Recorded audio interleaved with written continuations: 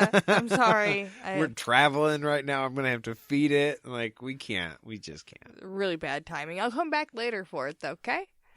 Birdman asks if she wants to kill Dark and Raw, and she's like, yeah. But she says that her power is not great enough, and he asks about Richard, and Kahlan assures him that he has good reason as well, and he also would have let the bird go, because he's a good dude. Yeah, and it says something weird. It says the Birdman seemed to laugh without sound. So, I don't think you can really draw a comparison, but Kahlan's thing is thunder without sound. If you were paying attention, we just played it over the track. You didn't hear it. I'm just being a smartass. I'm sorry. And so now the Birdman laughs without sound, and I don't know. The only time the only time I laugh without sound is when I'm laughing like stupid hard. Like, I don't think this is that funny though. Yeah, that's why it's confusing to me. Not because I've never seen somebody laugh without sound, but because the only time I've ever done that is when it's like something's real good. Maybe he's just super pleased, so he's not really laughing, but he's just like, yeah. And so the Birdman finally says, look, we're both too smart for this dance around the subject anymore, right? So I'm just going to be blunt. I tried to talk to the elders already and helping you, but they're fucking stubborn, and I'm afraid Richard's going to hurt somebody if they say no. So that's just where I'm coming from. Yeah. Essentially, I'm on your side, like I'm trying, okay? I think you're good people. I want to help you. I am in charge here, but we have to deal with the red tape, and this is a thing. We can't just ignore it. Yeah. So, I can't do it on my own. Yeah, so that's where I'm at. Where are you at, Kahlan? What can you do for me? Kahlan is like, all I want to do is keep everyone safe. This trouble has long arms. It's going to come and get you and your elders if they put pride before wisdom. They have to use their brains at this point. Yeah, give Richard what he wants. It's best for everybody. Right. No matter what your pride and tradition says. Right. We don't know what's going to happen if they say no. But Kahlan says that she would kill Savidlin's son if it meant it would save the rest of, like, the kids in the world. As shitty as that it sounds and as, like, terrible as that makes her sound, she would rather kill one to save them all. Right. And she wouldn't feel good about it, but she would feel duty-bound to do it. Right. And Rawl, on the other hand, would kill all of them and enjoy the killing very much. Because Kahlan wouldn't enjoy this. It would tear her up inside if she had to, but she would do it. Rawl, not so much. Right, and the Birdman respects that. He doesn't like it, but he does tell her that the Midlands are lucky to have a warrior like her. Right. Because she will do what is necessary. Right. And Kahlan begins to sob at that point, because she's like, all I want to do is keep everybody safe. And she goes into telling him that all they have to do is find the box and keep it from Rawl until the first day of winter. Easy. And then he'll die, all right? It's no big deal. They don't even have to kill him, all right? All we gotta do is keep this thing away from him, and he automatically dies. How much easier could it be? It's like just the highest stakes game of keep away ever. Right. I mean, yeah, that's what they're trying to play. They gotta find the ball first, but Yeah. It's like capture the flag.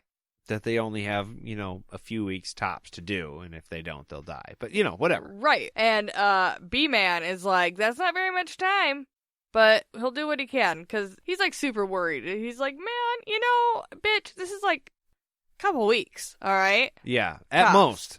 Yeah. And Kahlan's like, it's not us. You don't gotta worry about us, all right? You gotta worry about the dude from Dahara. I mean, eventually, okay, if we beat the dude from Dahara, we'll probably come back and fuck you up if you're on his side. But we're not talking about that right now. Right. Right. He's the bad dude. Because you're gonna help us out, right? The next day starts, and it's a windy, rainy day, and a crowd has gathered around the spirit house to check out how the new roof is going. Yeah, they're amazed that the roof didn't leak. They have never seen a roof not leak. So like, holy shit, it's raining, but it's dry inside. And fucker's got a fire, and it's not all filled with smoke. Right. That's one thing they had mentioned in this chapter, that they're sick of the smoke burning their eyes. And the hawk's eyes. Right. Oh, yeah. Like we were saying, not good for the bird to be in the smoky room. No. And all the men are, like, proud of their shit, and it's, like, it's a good thing for everybody. Everybody's like, yeah, good day. They worked hard on a solid project and got an immediate payoff. Mm-hmm. You know, plus they did a favor for the whole group of people, and they probably got a couple of points with the spirits because they're fixing up the dude's house, you know? Right. And Richard straps his sword back on, and he's like, we're going to go talk to the elders because I'm a badass. I thought this was funny because he's like, I can picture him putting the last nail in the top of this thing and be like, bang, done. Give me my shit. We're going directly to them and be like, okay, done now. What's your decision? Yeah, pay me. They head to go see the elders, and they are dressed in their coyote capes, once again. Hey, it's for fancy. Yeah, we've just found out that this is, like, for formal events, strictly. And Richard addresses them, using Kahlan as the translator, as always. He's like, dude, the roof of the spirit house is done. I've taught your people how to make these roofs for themselves, and I expect nothing in return. I hope you're super duper pleased. Again, I want nothing in return. Just so you know. Nothing at all. Nothing. Not even if you begged me, but maybe. And Tofalar, he's like, well, we're not pleased. So, Rain never hurt anybody, and we don't like outsiders telling us what to do. So, you, Savidlin, since you're vouching for this dude, you are going to take the roof that he just built off of the spirit house and re-shitty grass it like it was. Because fuck him. For literally no reason. Yeah. Like, you still have a better spirit house. Yeah. Why rip that down? Because we're not going to do what you tell us to do. Well, he needs to listen to Rage Against the Machine. Because, well. Anyways, I think that one was self-explanatory. Anyways. It's petty. But he needs to figure out his problem with authority and grow up from, like, 15 into... Maybe he is only 15. I don't know how old these mud people get. Tofalar is an elder, so Yeah. he's older. But I was going to say, he is the authority right now. Because he tells Richard, no, fuck off, we're going to tear your shit down. Now what are you going to do about it? Not fucking smart, dude! With big giant balls. Richard brought the sword. Yeah. Just saying. That's not a factor either. Well, I think that they're testing him, and Richard's like, I'm not going to harm your people, but I'm going to mourn what's going to happen to them because you didn't help me. I'm not going to mourn you motherfuckers because I don't mourn fools, and you're all fools. But you should do me one favor. And he draws his sword out, and he holds it from the fucking sharp, pointy-ass end, and he, like, holds it with the hilt towards the elders and tells them they should kill their women and children. Yeah, because it's going to be better than what's coming. Yeah. And so he holds it out there. I'm imagining... Okay, hold on. Jade, we had a discussion about this on our other show, All the Things Harry Potter. Swords are heavy. Mm-hmm. A lot of them are two-handers. Mm-hmm. The Sword of Truth, okay, it seems to me like it's a slimmer sword. Okay. You know, less flash and all teeth. Yeah. Just the sharp parts. But, yeah, that was another sword joke. The pointy end. Yeah. So he's holding on to this thing, and it's heavy, and he's holding on to the sharp end. So it's like cutting into his hand, right?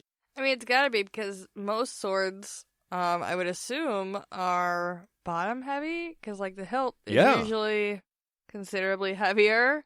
Yeah, it's got to balance out. The hilt needs to be the same weight as the rest of the blade.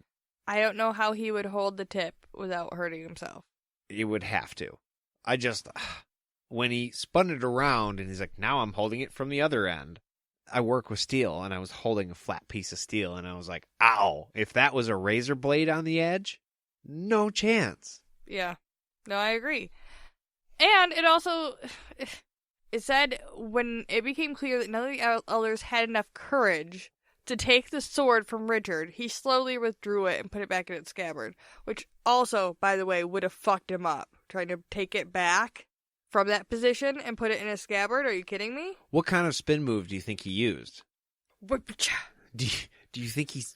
You can't spin it. I mean, a fidget spinner, kind of. If you did that, you would definitely slice your thumb. It would be... Oh, he's slicing something. Weird flappy. Do you let it, set it on the ground and pivot it over so then you're not at risk of cutting yourself? I'm assuming this sword is sharp as hell. It's a magic sword. I like to imagine that the Sword of Truth can never get dulled. It slid down his hand. Oh, he used his own hand to slow it down from going in the scabbard. He's innocent, though, so it wouldn't cut up. That's not true. He could just kind of hold on to the air around the sword because he believes he's innocent, so the sword won't hurt him. He doesn't have to touch it. No. So maybe that's the trick. No, I don't think that's true, though. Yeah, probably not. He can still hurt himself. But I just wanted to make it clear that I thought it was stupid that he was like, oh, they're not courageous enough to kill their women and children because they didn't want to, fuck you, Richard. No matter what, that's not a good way to... No. No, he was being dramatic. You can't ask somebody to do that. Yeah. And all the kids and the women are freaking out, and it's not about them not having the courage. It's about them being like, no, that's a fucked up thing for you to suggest. Yeah. It does also prove a point. I mean, it does, but still. I mean, you're all dead anyways if you don't help me. So you might as well do it because what they're going to do is going to be way, way worse. Right. And I mean, I get it, but still, we're not pussies because I'm not going to kill my wife, okay? Right. Because who would? Right. Or my kids. He tells Kahlan, you know what? Fuck this. We're done. Let's go get our shit, and we've wasted enough time. I'm sorry I chose wrong. And Kahlan, she's like, you didn't choose wrong. They did, Richard. Let's go. A little bit ago, when things were getting heated, she was, all ready to throw her life. She was like, fuck these people I've been to, a million times. I'm going to protect him. Even if he's in the wrong here, I'm going to get him. Yeah, Kahlan was saying that they're like the living dead. They're already dead to her. Mm-hmm. These people have chosen. They're fucking done. And so they head back to Savidlin's house because that's where their shit is. And as Richard passes Savidlin... So when they pass Savidlin, they locked arms without looking at each other. Now, I don't know how a person would do this. Do you not make eye contact before you even lock arms? So are you just walking out and you just randomly grab the other guy? And I'm not being weird about it. Guys give hugs. We give special hugs.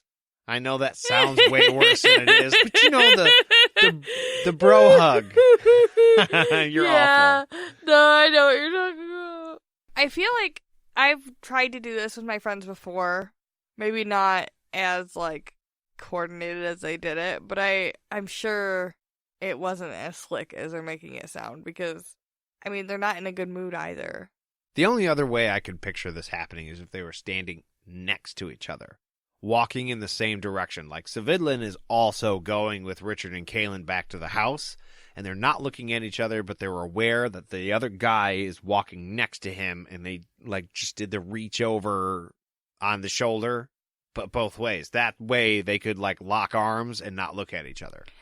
Either that or Richard was walking with elbows kind of, like a badass, Oh, you think an escort lock arm? Yeah. I think he was maybe walking like a badass, and then Kahlan maybe came up next to him and was snaked her arm around his. I was like, now we're locked arms, and they walked. So they all locked arms and walked off together. They did. I don't think Savidlin was part of it. That's what I'm saying. It doesn't make sense because they passed him and they stopped so he could embrace. Now, an old school embrace is I'll put my hands on your shoulders, you'll put your hands on my shoulders, and you just that's what a hug was. This weird thing where you grab each other's middles is not. I mean, that's a hug, but an embrace is when you do this shoulder thing, and that's what they did. But they have to be looking directly at each other to do that. So I don't know if it was just a matter like a terrible thing has just occurred, so they're just dejected and they're just not really